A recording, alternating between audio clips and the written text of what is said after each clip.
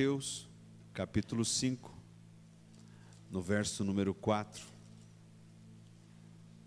Evangelho de Mateus, capítulo 5, no verso número 4. O sermão das bem-aventuranças.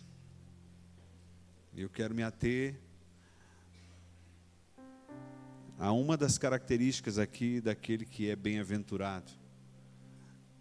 E o significado mais original de bem-aventurado é feliz. Diga comigo, feliz. Tem um sorriso aí para quem está do teu lado. Feliz. E Jesus diz então, felizes ou bem-aventurados, felizes os que choram, pois serão consolados. Não se preocupe que não tem nada de errado aqui, não. A Bíblia não tem contradição. A palavra do Senhor é muito reta, pura, certa. E Jesus, quando vai discursar, vai fazer um sermão tão conhecido. Ele diz que feliz é aquele que chora, porque será consolado. Vá lá para o capítulo 13, desse mesmo evangelho. Mateus, no capítulo 13. No verso 24. Mateus 13, 24. Observe que no início do Evangelho de Mateus, no capítulo 13, no início do capítulo 13, Jesus ele vai falar sobre uma parábola que nós conhecemos bem, que é a parábola do semeador. E essa parábola diz que o semeador saiu a semear. E nós sabemos quem é o semeador. O semeador, o próprio Jesus, ele vem, ele semeia. E a Bíblia diz que ele encontra diversos tipos de solo. Diversos tipos de solo. Ele diz que ele encontrou a parte da semente, caiu num terreno que era pedregoso. E ela brotou logo, mas não conseguiu gerar raiz. E logo murchou e logo morreu. Outra parte da semente caiu na beira do caminho. E essa semente caiu na beira do caminho. Ela não pôde germinar, porque vieram as aves do céu e roubaram a semente. Outra semente caiu entre os espinhos. E ali entre os espinhos, junto com aquela semente, germinou também os espinhos. E quando os espinhos cresceram, sufocaram a semente e ela morreu. Mas a parábola diz que Jesus ele encontrou também um solo, uma terra boa. Fala comigo, terra boa. E nesta terra a semente germinou. E ela produziu muito. Eu sei que é um chavão, né? É uma coisa tão batida no meio cristão. Se prega tanto sobre isso, mas quão profundo é falar sobre isso? Se eu perguntasse aqui para vocês sobre o que falamos no domingo passado, talvez você lembraria, porque ainda está fresco. Mas você só consegue lembrar-se daquilo que a gente fala no domingo ou na célula da semana, se você remoer isso durante a semana. Agora, se eu perguntar para ti o que nós falamos no domingo retrasado, talvez você já vai ter dificuldade de lembrar. Isso nos ensina, irmãos, que nós precisamos trabalhar com esta semente e permitir que ela encontre um solo bom para germinar. Então, depois de contar essa parábola, Jesus ele conta uma outra parábola. Então, Mateus 13, 24, Jesus ele vai falar sobre o joio. Especificamente sobre o joio que ele fala que existe na parábola do semeador. E ele diz assim, preste atenção. Jesus lhes contou uma outra parábola dizendo: o reino dos céus é como um homem que semeou boa semente em seu campo. Boa semente em seu campo. Guarde isso. Mas enquanto todos dormiam, veio seu inimigo e semeou o joio no meio do trigo e se foi. Quando o trigo brotou e formou espigas, o joio também apareceu. Quando o joio apareceu? Quando o trigo brotou e formou espigas. Antes disso, não apareceu o joio. Você entende isso? Quando o trigo brotou e formou espigas, o joio também apareceu. Os servos do dono do campo dirigiram-se a ele e disseram: o Senhor não semeou boa semente em seu campo? Então de onde vem o joio?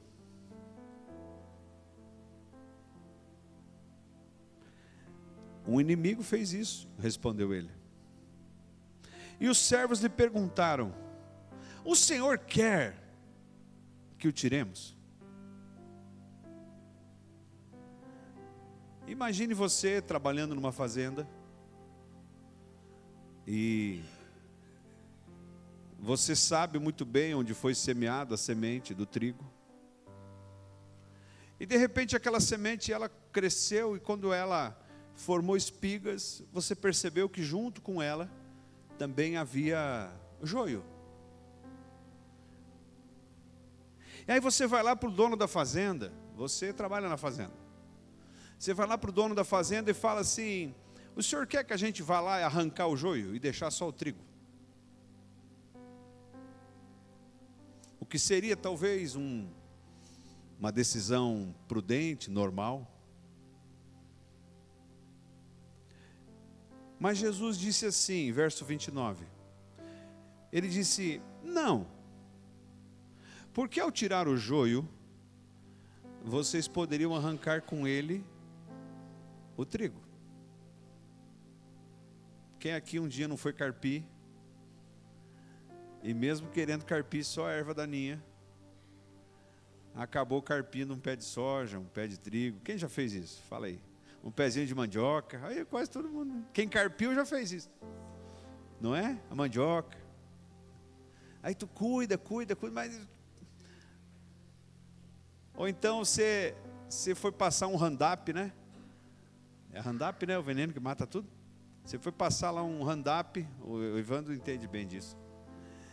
E aí você disse assim: ó, eu vou passar só nesse cantinho da grama aqui que está. E aí tu descuidou, foi lavar a máquina, quando viu, deu uma roda lá de grama morta. E mais ou menos isso que Jesus disse. Jesus, ele diz para os discípulos: olha, eu sei que tem joio crescendo aí no meio. Mas eu sei também que o que está crescendo ali, ele vai ter um destino diferente. Eu quero que tu olhe para a tua vida, para o entorno da tua vida e entenda e perceba. Talvez um dia você se perguntou: mas por que tem tanto mal no mundo?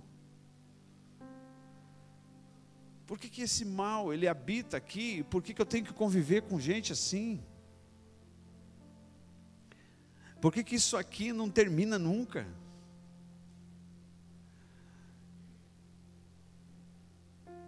Jesus diz assim: deixem que cresçam juntos até a colheita. Então direi aos encarregados da colheita: juntem primeiro o joio e amarrem-no em feixes para ser queimado. E depois juntem o trigo e guardem no meu celeiro.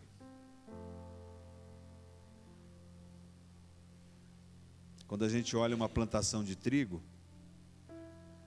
você olha e diz assim: olha só, tudo isso é trigo.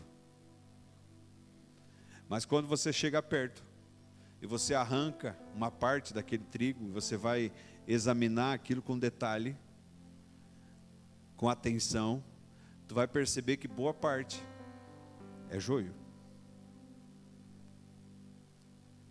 E Jesus está dizendo que haverá um dia em que joio e trigo serão separados. E ele também está dizendo nesse texto que ele não planta joio. Ele planta coisa boa.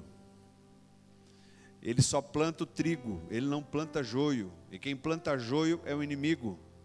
E o inimigo só planta joio onde produz trigo. O inimigo faz questão de confundir as coisas. O inimigo faz questão de vir plantar à noite, enquanto todos dormem. O inimigo faz questão de inserir o joio no meio de uma plantação que parece fértil, que parece sadia, que parece boa. O inimigo sabe que enquanto dormimos é mais fácil de povoar a nossa grama de tiririca. E essa palavra, enquanto dormiam, ela não diz respeito necessariamente ao sono, à noite, mas diz respeito à falta de vigilância. Diz respeito a não ficarmos atentos. Diz respeito a não consultarmos as coisas do céu antes de tomarmos decisão em relação a coisas da terra. A Bíblia diz que nós devemos olhar e nos preocupar com as coisas que são do alto. Mas isso não significa que dia a dia, nós não estamos tomando decisões aqui.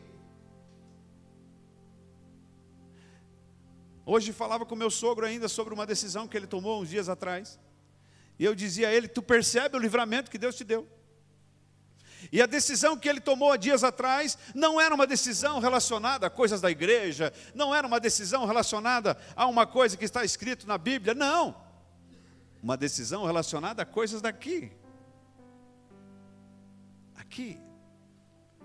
O lugar do plantio, tanto do joio quanto do trigo, é aqui.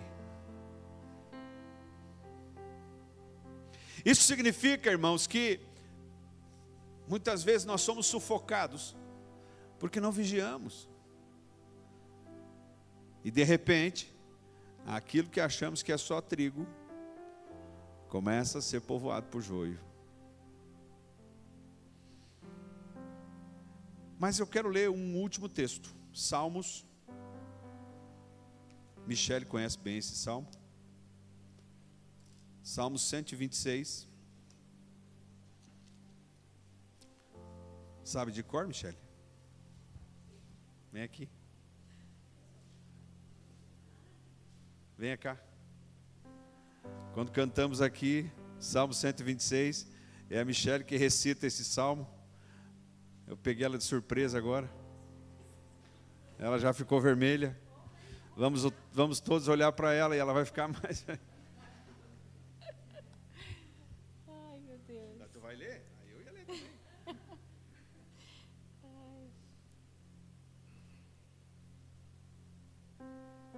Quando o Senhor restaurou a sorte de Sião,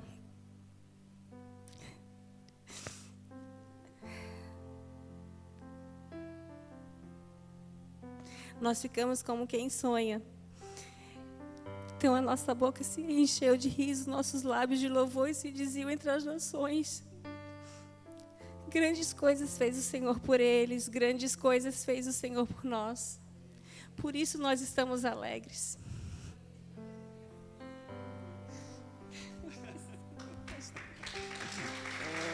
Amém. Glória a Deus.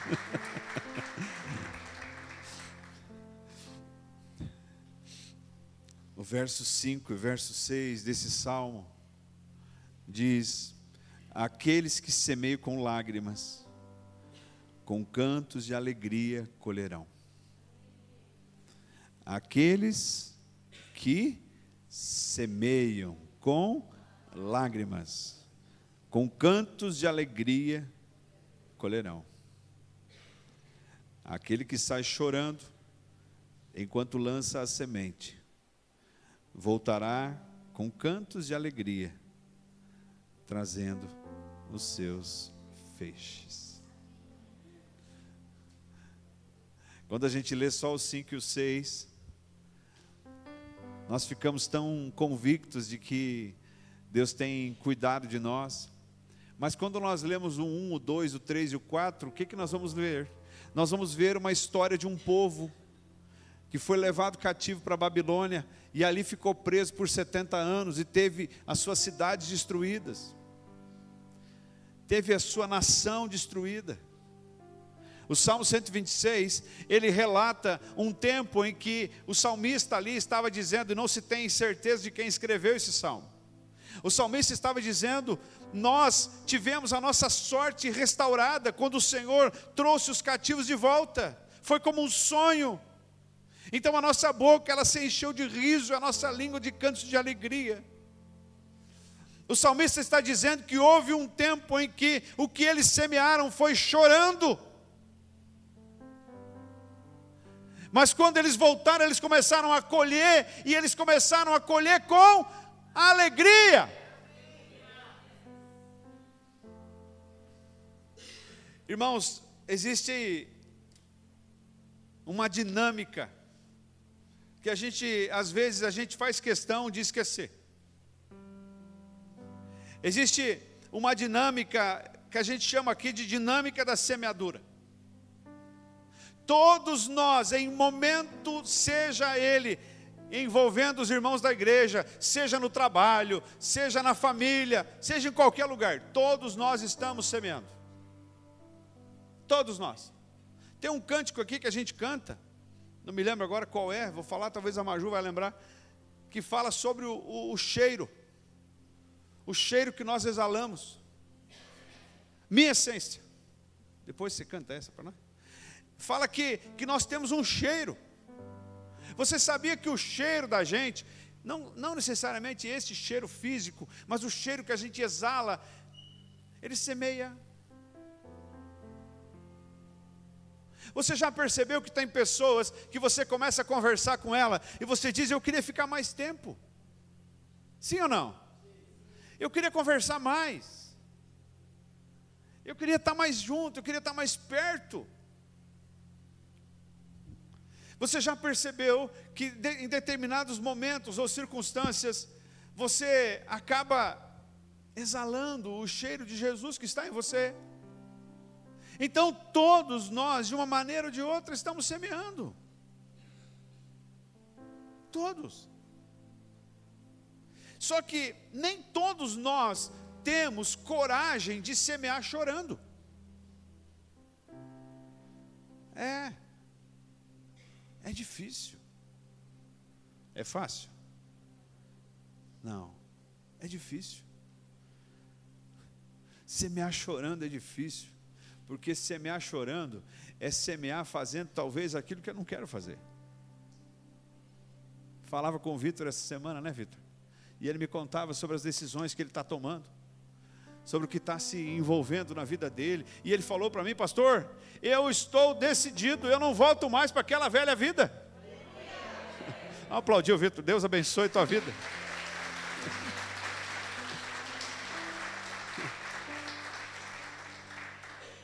Irmãos, e assim eu ouvi testemunhos de vários outros irmãos. E quando ele me falava isso, eu lembrei de pessoas, irmãos, que evitam semear aquilo que poderiam estar semeando, porque para continuar semeando vão ter que chorar.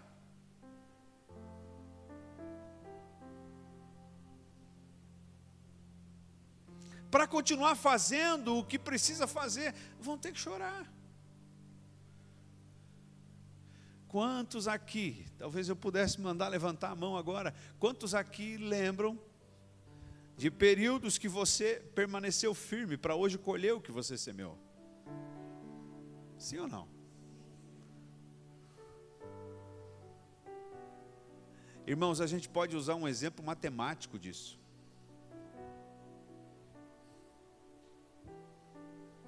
Quando a gente olha para um contexto financeiro, matemático, do dia a dia, nós vamos entender que muitas vezes nós retardamos coisas que a gente podia ter imediatamente para ter um pouquinho mais para frente, para que aquilo não venha prejudicar a nossa vida financeira.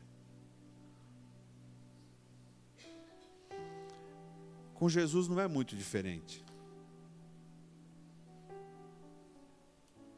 A verdade é, repito, todos estamos semeando.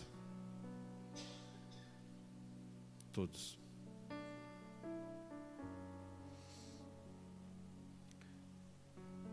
E a gente só semeia do tipo de semente que nós já permitimos que germinasse em nós.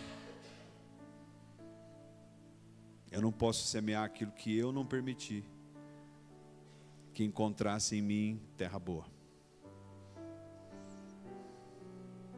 Se a semente que eu estou lançando hoje é uma semente que germinou em mim, é uma semente que encontrou o solo em mim para germinar, certamente essa é a semente que eu tenho para oferecer.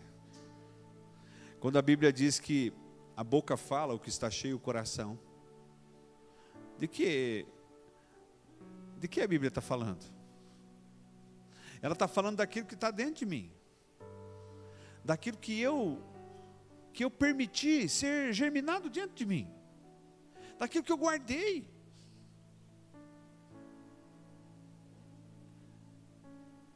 Eu falava ontem à noite com um irmão sobre a maior luta que eu tive na minha vida em termos de conversão. A minha maior luta, irmãos, nunca foi acreditar na palavra. Eu nunca tive luta, Júnior, em não acreditar no poder do Espírito Santo. Eu nunca duvidei de milagres. Nunca. Eu nunca fui insubmisso, desobediente. Nunca. Nunca sofri disso. Mas a minha maior luta foi permitir que o Espírito Santo trabalhasse com a minha personalidade.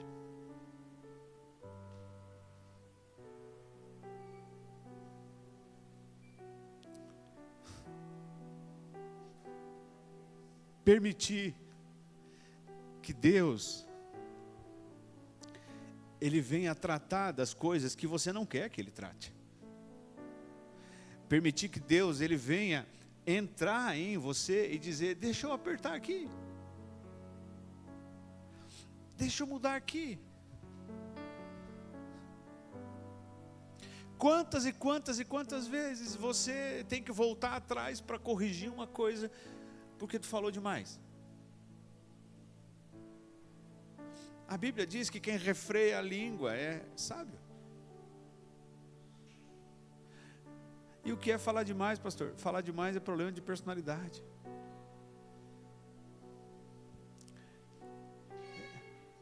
Falar demais diz respeito àquilo que talvez eu tenha que ser tratado.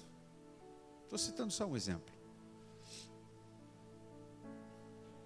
Mas tem muitas coisas que hoje eu só consigo semear, porque dentro de mim, eu disse, Senhor, eu sei que tem uma parte do solo aqui que ainda não é fértil. E eu só vou conseguir tornar esse solo fértil a ponto de a tua semente germinar em mim, se o Senhor realmente me tratar nisso. Irmãos, hoje, coisas que eu já teria falado há um ano, eu ainda não falei. Eu tenho um lugar que eu escrevo as coisas que eu gostaria de falar. E às vezes aquilo me remói e me leva a um momento de introspecção, de silêncio. Porque eu aprendi que eu só vou falar se eu tiver convicção de que aquilo eu preciso falar.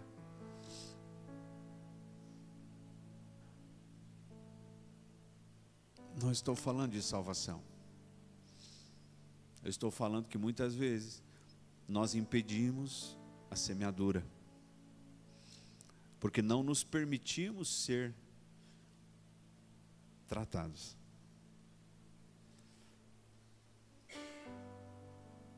E isso tem a ver, muitas vezes, com a nossa velha natureza.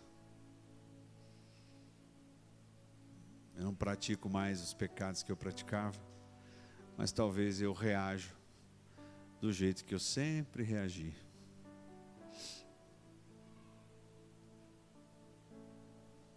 Você lembra do que Pedro fez quando Malco se aproximou de Jesus, o soldado Malco? Pegou a espada e cortou a orelha do soldado.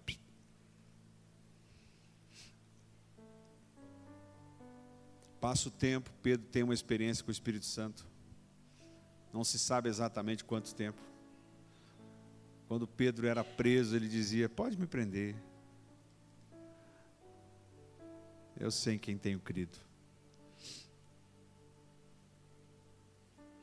Por falar em Pedro, irmãos, você lembra daquela circunstância que Pedro estava na porta do palácio, na noite que Jesus foi preso, e chegou a criada lá do palácio e falou para ele assim: tu também é um deles.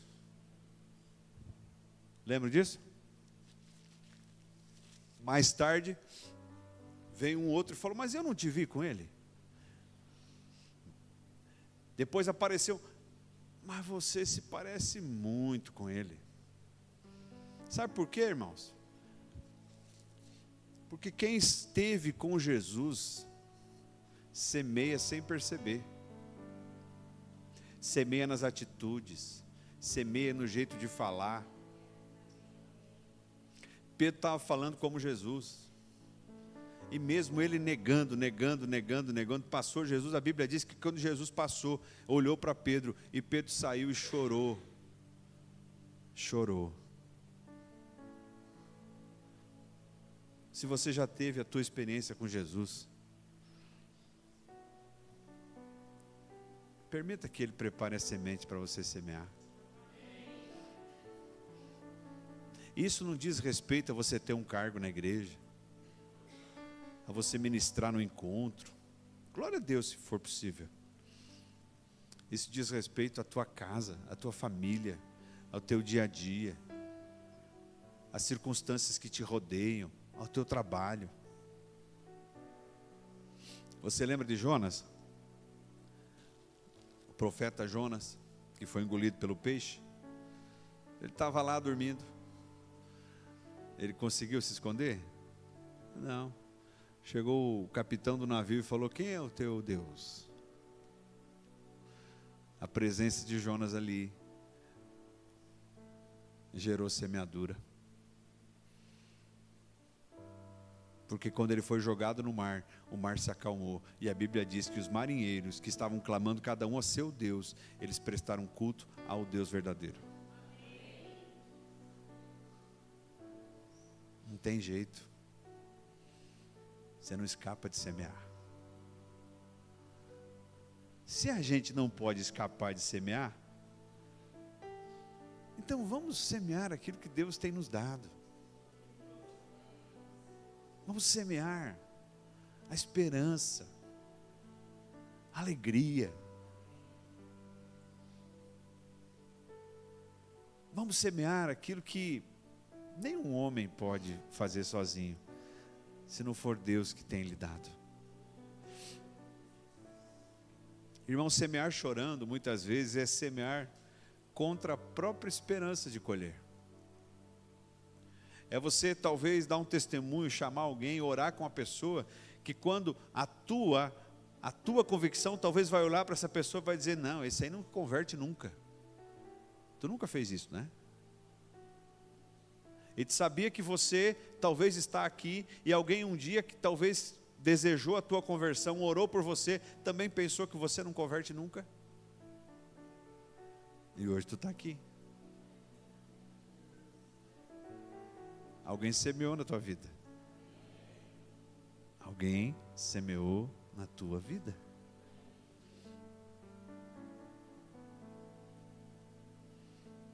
Quando Paulo leu aqui o que Salomão escreve sobre lançar o pão sobre as águas, ele diz: lança o teu pão sobre as águas. Imagine você na beira de um rio. E você vai lançar um pão, um pedaço de pão. Naturalmente, quando você lança algo sobre as águas, o que as águas vão fazer com aquilo que você lançou? Vão levar embora. Então nós, muitas vezes, deixamos de semear, deixamos de fazer aquilo que precisamos fazer, porque nós temos um desejo de ter um controle daquilo que vai acontecer. Simplesmente semeie.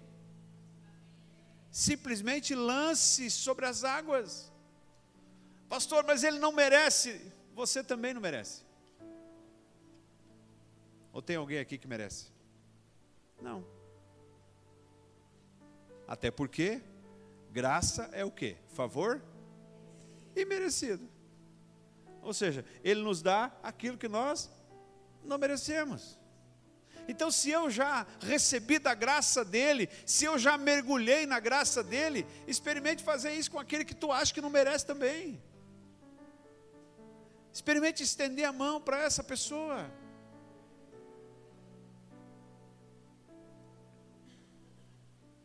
Muitas vezes, irmãos, nós vamos semear mesmo que for para tirar da nossa boca hoje.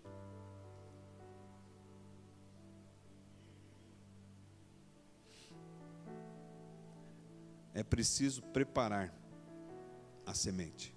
Ninguém semeia nada de repente. E ninguém pode semear sem semente. E nenhuma semente é semente sem antes ter passado por uma germinação anterior. Você lembra que Paulo, quando converte, tem a experiência no caminho de Damasco.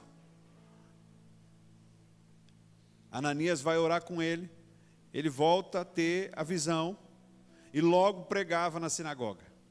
Lembra disso? Atos capítulo 9 em diante. E logo que ele começou a pregar, os judeus falaram: não, vamos matar esse cara. Ou seja, a semente estava nele, mas ele ainda não estava pronto a ponto de semear.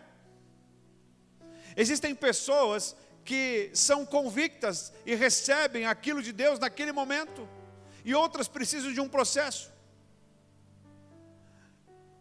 Mas essa semente, ela é instantânea em termos de solo. Eu preciso dar condições para que a semente que chega até mim, ela encontre um lugar para germinar. Vá lá para o livro de 2 Coríntios, por favor. Segunda carta aos Coríntios, no capítulo 3.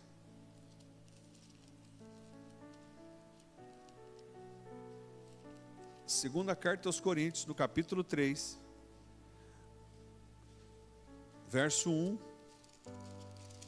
ao 3.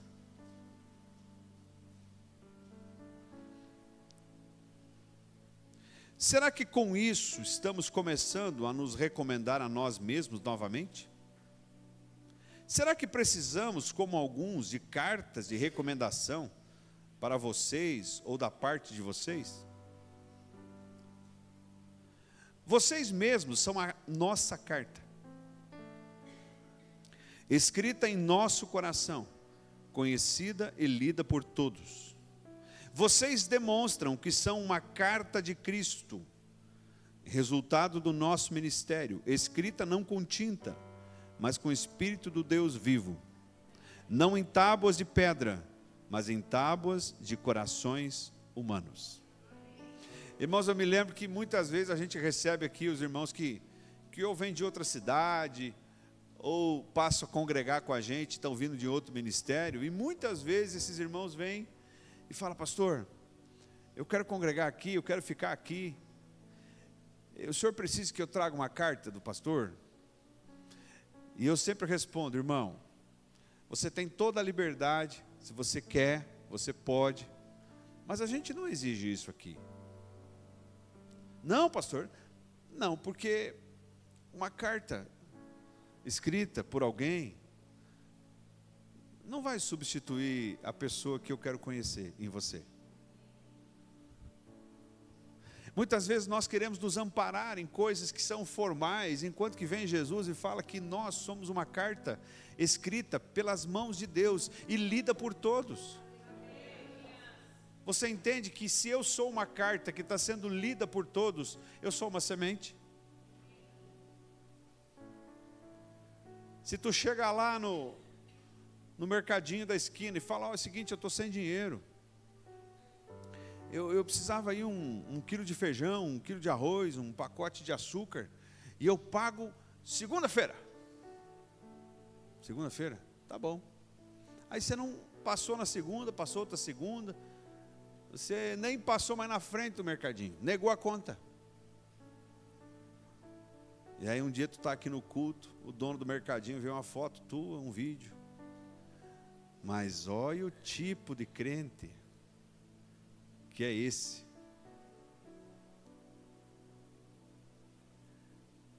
Que carta que ele vai ler?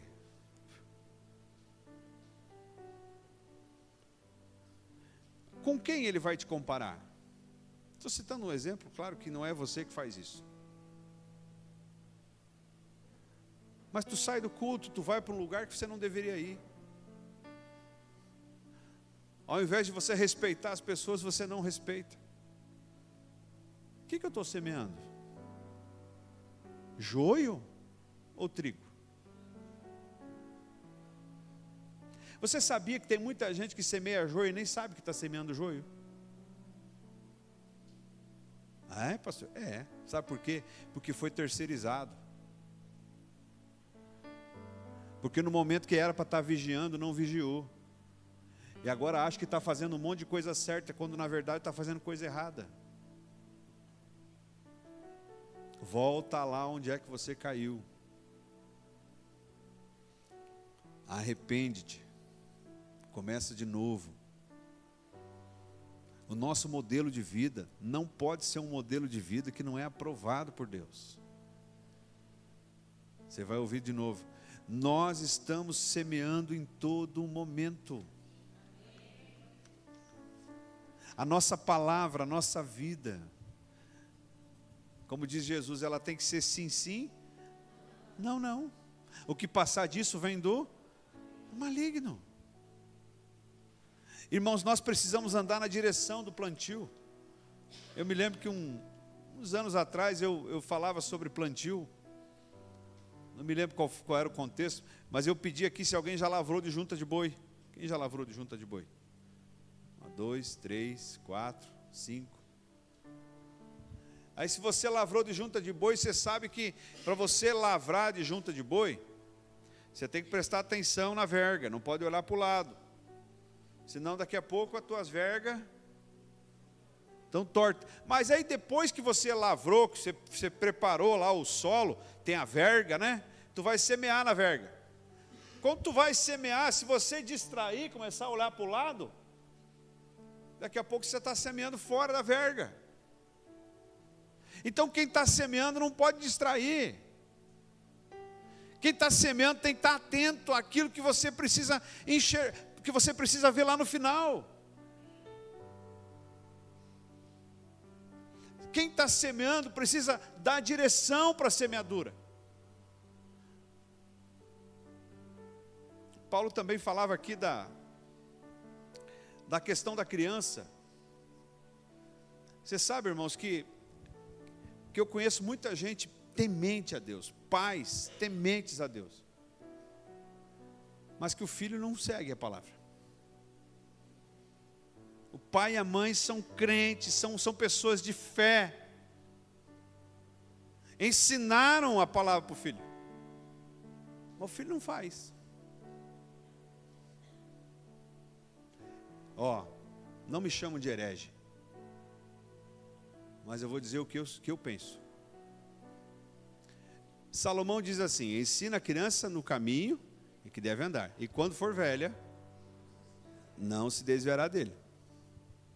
Aquela semente que o pai e a mãe plantaram, um dia vai germinar. É uma questão de tempo. É uma questão de momento. Teu filho pode estar cercado de joio, talvez porque ele dormiu no momento, ou talvez até porque você dormiu. Mas o momento dele florescer, no momento dele virar semente também vai chegar, em nome de Jesus. Agora, se a gente disser não tem jeito, já foi, quem somos nós? Quem somos nós?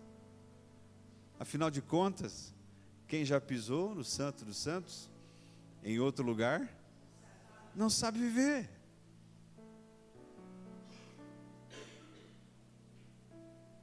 Não tenha medo de chorar enquanto semeia. As lágrimas são a melhor irrigação para a semente. Você acha que Jesus fez tudo o que queria fazer? Tudo que ele adorou fazer? Você acha que Jesus, ele gostou de todos os lugares que ele foi? Você acha que Jesus gostou de toda a palavra que ouviu? Eu, quando vou ler a passagem ali do julgamento de Jesus perante Pilatos, irmãos, eu fico pensando, se há um de nós, e Jesus estava lá sereno, semeando na vida de Pilatos. Nós não sabemos como Pilatos morreu. Mas tu já pensou você chegar no céu e se deparar com Pilatos no céu? Hã? Como é que você está aqui, Pilatos? Eu estou aqui porque no dia que eu condenei Jesus à morte, ele semeou na minha vida. E antes de morrer, eu entreguei minha vida para ele. E aos 49 do segundo tempo, eu fui salvo.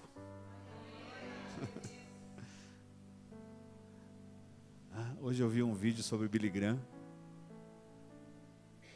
o maior evangelista de todos os tempos.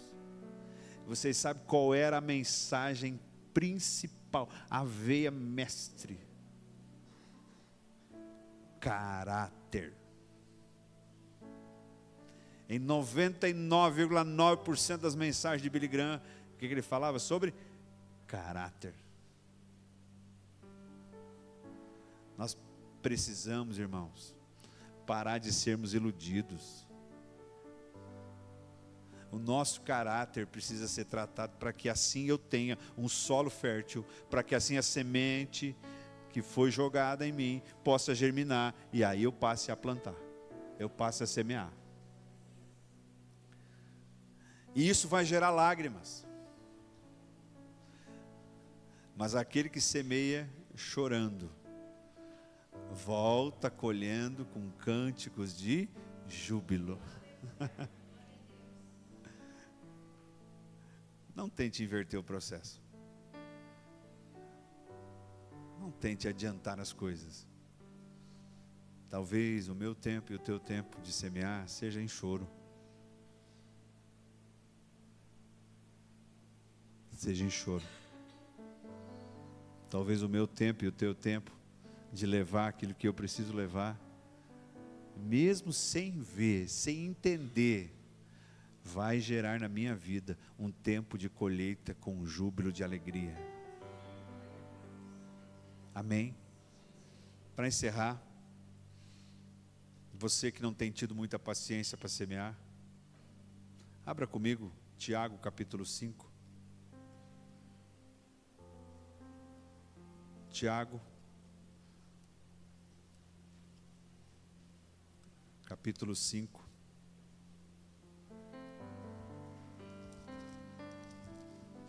Verso 7.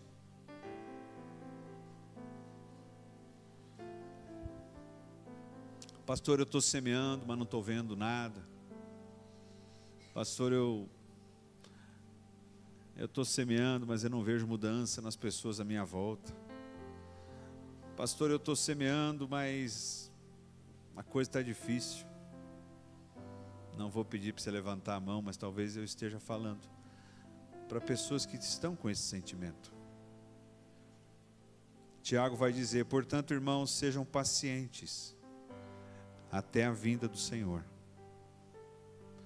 Vejam como o agricultor aguarda que a terra produza a preciosa colheita, e como espera com paciência até virem as chuvas do outono e da primavera. Você lembra na escola que a gente fazia aquelas experiências de plantar feijão no potinho? Quem fez? Olha só, eu me lembro do dia em que a professora Gisela Lunques, fez com a gente essa experiência. E a gente chegava na escola, parecia assim que um dia para o outro aquilo, né? Lembra disso? E a gente cresce com essa sensação de que tudo tem que crescer rápido assim. Mas tem muitas plantas que primeiro crescem para baixo.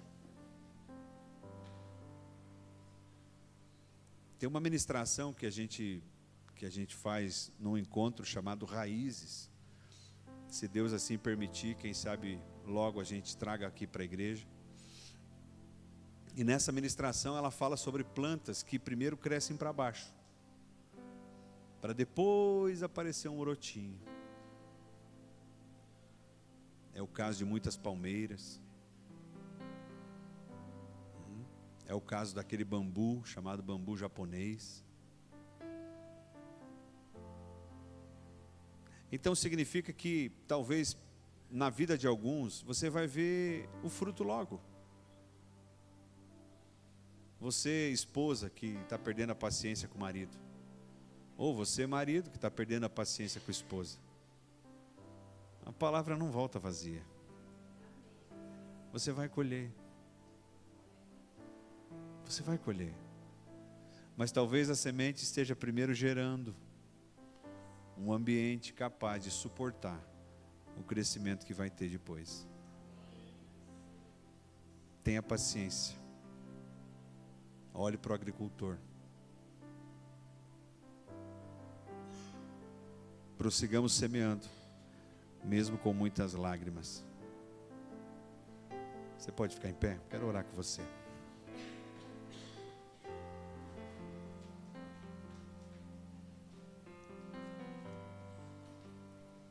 Um último texto que eu quero ler. Evangelho de João, capítulo 16.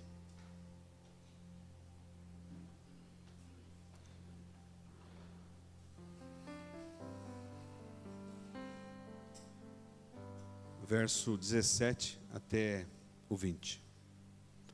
João 16, 17. A tristeza dos discípulos será transformada em alegria. Alguns dos seus discípulos disseram uns aos outros: o que ele quer nos dizer com isso? Mais um pouco e não me verão, e um pouco mais e me verão de novo. E por que vou para o Pai? E perguntavam: o que quer dizer um pouco mais? E não entendemos o que ele está dizendo. Jesus percebeu que eles desejavam interrogá-lo a respeito disso. E então lhes disse: vocês estão perguntando uns aos outros o que eu quis dizer quando falei, mais um pouco não me verão, e um pouco mais me verão de novo? Digo certamente, vocês chorarão e se lamentarão, mas o mundo se alegrará. Vocês se entristecerão, mas a tristeza de vocês se transformará em alegria. Irmãos, não é um texto fora do contexto. Jesus estava falando para homens e mulheres que viveram com ele e não estavam entendendo. E Jesus, ao invés de dar muitos detalhes, ele diz: olha, agora vocês vão chorar, mas depois vocês vão sorrir. Você que tem lutado contra os vícios, você vai chorar agora, mas depois você vai sorrir. Essa semana um irmão me procurou e disse: pastor, eu e minha esposa tomamos uma decisão. Vai ser difícil, mas a gente vai conseguir. Você que tem feito propósitos e tem encontrado dificuldade em cumprir esse propósito, não se preocupe se você tiver que chorar, mas siga em frente. Você que tem passado dias e noites chorando, achando que a tua semente foi em vão, lança o teu pão sobre as águas. Depois de muitos dias você achará. Quando acabou o vinho, todo mundo achava que a festa ia ser um fiasco. Todo mundo achou que o noivo ia passar vergonha. Mas quando o responsável pela festa provou o vinho que Jesus havia transformado, ele disse uma frase: todos servem primeiro o melhor vinho, e depois que os convidados já estão satisfeitos, aí serve o inferior. Mas tu guardaste o melhor vinho para o final.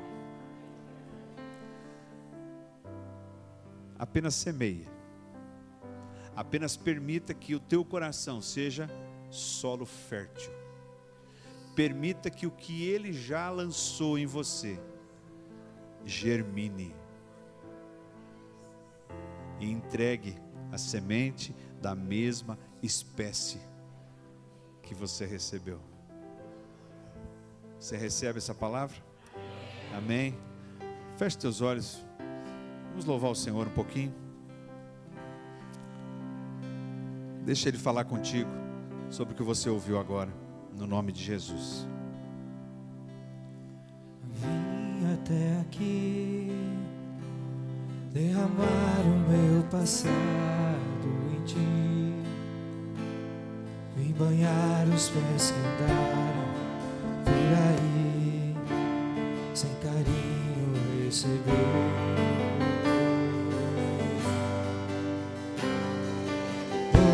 Estou aqui, não porque mereço, eu sei, pois tu sabes por onde eu andei, conheces bem o meu perfume,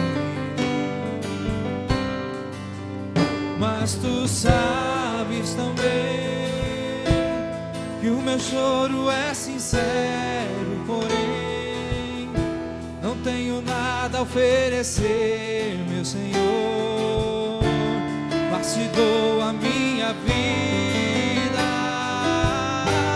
É tudo que tenho, recebe meu nada, refaz a morada, habita em mim. Me pega em teu colo, me acalma em teu peito. Sou teu, sou eleito, e a minha essência exalar teu cheiro.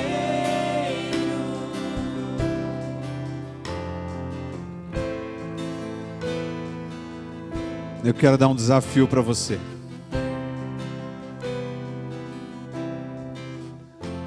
Que você chegue em casa hoje, vá para o teu quarto e faz uma oração. Pede para o Senhor mostrar se no teu coração tem joio semeado. Mas faz isso com convicção, com fé. O Espírito Santo vai mostrar aquilo que ainda precisa ser eliminado. Talvez tem coisa aí que o inimigo plantou enquanto você dormia e você nem percebeu. Talvez tem coisa aí que o inimigo plantou e você acha que é lícito, que não faz mal. O Senhor quer preparar você. O Senhor quer preparar o teu coração para germinar, para produzir muita e muita semente. Muita e muita semente. E tu vai sair daqui convicto de que não é o teu vizinho, de que não é o teu pai, a tua mãe, tua esposa. É você. Você foi chamado a semear. Você foi chamado a exalar o bom perfume de Cristo. Você é como Pedro. As pessoas vão olhar para ti e vão dizer: você já esteve com ele. Você já esteve com ele. Amém?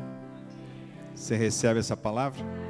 Amém? Vamos orar juntos? Pega na mão da pessoa do teu lado.